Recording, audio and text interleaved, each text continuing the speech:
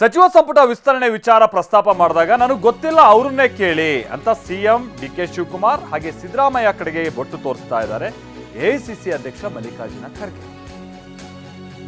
ವಿಷಯ ಅಂತ ಅಂದ್ರೆ ಅವರ ಕೆಲ ವೈಯಕ್ತಿಕ ಕಾರಣಕ್ಕಾಗಿ ನಿನ್ನೆ ಅವರು ದೆಹಲಿಯಿಂದ ಇದ್ದಕ್ಕಿದ್ದಂತೆ ಹೊರಟು ಬೆಂಗಳೂರಿಗೆ ಬಂದಿದ್ದಾರೆ. ಯಾರು? ಮಲ್ಲಿಕಾರ್ಜುನ ಖರ್ಗೆ.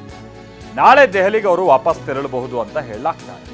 ನಾಳೆ ಬೆಳಗ್ಗೆ 11 ಗಂಟೆಗೆ ದೆಹಲಿಗೆ ಎಐಸಿಸಿ ಅಧ್ಯಕ್ಷ ಮಲ್ಲಿಕಾರ್ಜುನ ಖರ್ಗೆ ಅವರು ವಾಪಸ್ ಹೋಗ್ಬೋದು.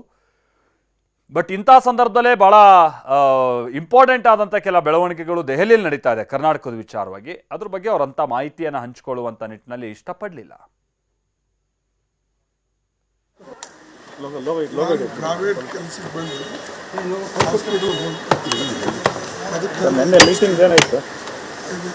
ನಾನು ಇಲ್ಲಿದ್ದೀನಲ್ಲ ಸರ್, ಯಾವತ್ತು ಹೋಗ್ಬೋದು ಸರ್,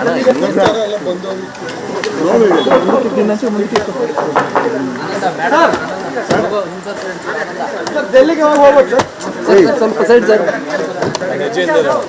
ಸೈಡ್ ಸರ್,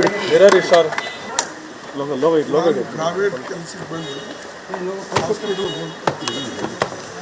ನೆನ್ನೆ ಮೀಟಿಂಗ್ ಏನಾಯ್ತು?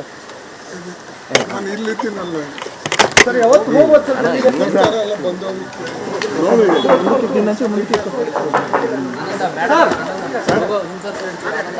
ಡೆಲ್ಲಿಗೆ ಹೋಗ್ಬೋದು ಸರ್.